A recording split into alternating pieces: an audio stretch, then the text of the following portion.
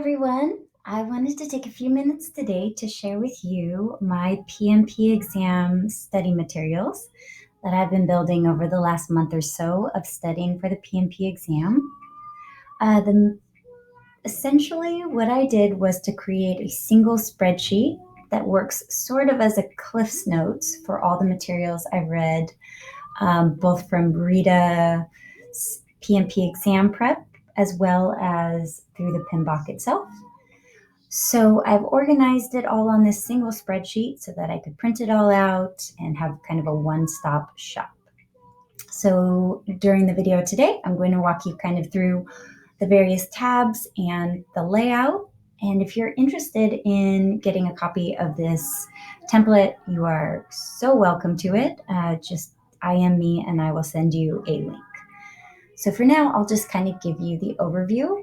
Everything really starts with this first tab here, the table of contents, and anything you'd ever need to find is here.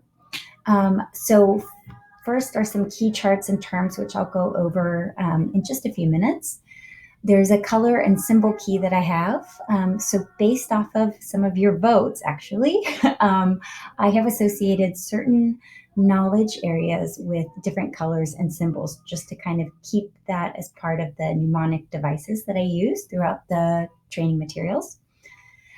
Next, we have some templates. So these are just kind of some of your standard templates, like a project charter template, requirement management plan template. A lot of these templates I created more to have a view of the content of the various templates rather than them being a comprehensive template that you would use in actual project planning or execution. However, you could. I mean, they're simple, but they do contain the content. Going down a little further, you have some supplemental training material. So when I went through the PMBOK and through Rita's guide, there were still a few areas that I found challenging and I wanted to dive in a little deeper. So you can see them here. These were my particular sticking areas. And those I just went into the PMI practice guides and I dove in a little deeper and took some notes there. So those are kind of the Cliff's Notes of those guides. And then lastly, I just have some of the process groups checklists. I think these are kind of helpful in case I'm actually doing a project and I want to check off to make sure that I've hit all the key items I'm supposed to hit in those various management process areas. Okay, so everything here is hyperlinked. That is in blue. These are not hyperlinked. They're just a simple key. So you can always come back to this table of contents if you get lost in the spreadsheet.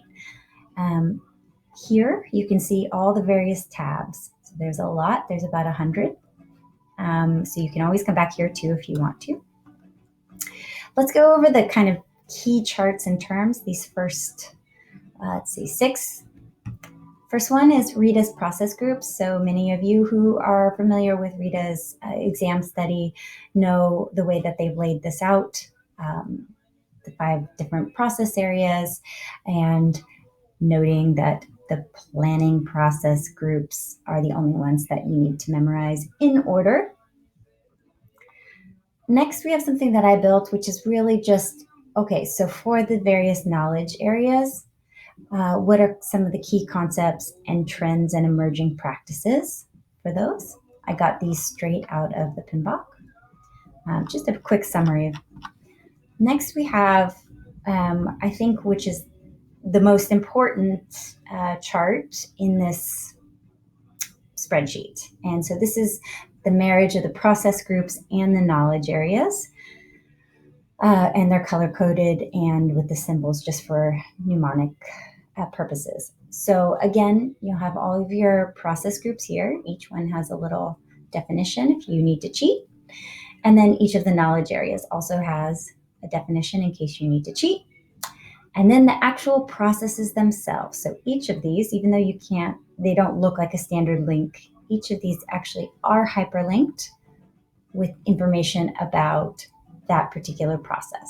So for instance, if I click here on define activities, it'll open up a sheet here that has the definition, the key benefits, Some details, oftentimes I'll put just my personal notes in here. Inputs of notes, so those are particular inputs that go into this process.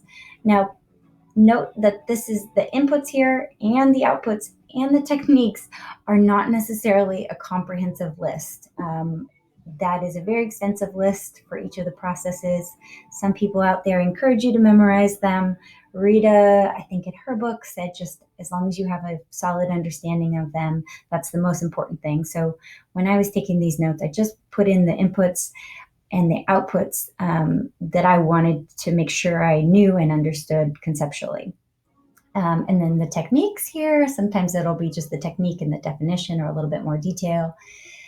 And then here we have actual outputs. Now, whenever you see an output that has a blue hyperlink, you can go there and you'll see it's a template. So for this one's an activities attributes template. You can kind of see on that template all of the components that belong to that template. And I thought that would be helpful as I'm studying, just to know exactly what each of these particular outputs, the content of them is. Okay, let's go back to our main document here. So that's it. So it's for each of the planning areas. Again, each of the processes are hyperlinked here with the definition and my personal notes on them. If we go to the next tab, it's formulas to memorize. This may not be a fully comprehensive list, but these are the ones that I wanted to remember, or it was mentioned in Rita's book to make sure that you memorize.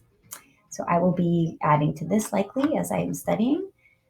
Next, we have PMP terms. Again, this one is not comprehensive. You can get that direct from the PMBOK or Rita's book, but these were the terms that I will need to review a bit more before going into the test, and ones I wanted to have close at hand. And then this tab is the PMP exam assumptions. These were just kind of the posture to take according to Rita when you're going in, for instance, thinking about it as a large-scale project with over 200 people, resources from multiple countries, etc. I'm accustomed to managing much smaller projects, so I always have to keep that top of mind. And then the subsequent tabs, as I mentioned, are all hyperlinked here. So you can see the templates, the supplemental training material, and then the checklists. So in terms of next steps, now that I've kind of downloaded all of the materials from the PMBOK and Rita's book into this Cliff's Notes version, my next step is to print this out and to kind of take the next week or so to go over all the concepts and make sure I understand them. And then I'll start taking some practice exams. From your experience, it sounds like the majority of people have found it very, very helpful to take the exams and then to study the areas where they got the answers incorrect. So I will be doing that. And then I take my exam in January. So last words, if you are interested in this document, please IM me. You're welcome to have it. I can give you an editable version so you can put in your own notes. Secondly, if you are in the Los Angeles area and you want to study, I am studying up until January, so we'd be happy to have a study group. And then if anybody else out there has questions or comments, please also feel free to IM me directly. And I look forward to connecting with you. I love this project management community. Have a great week.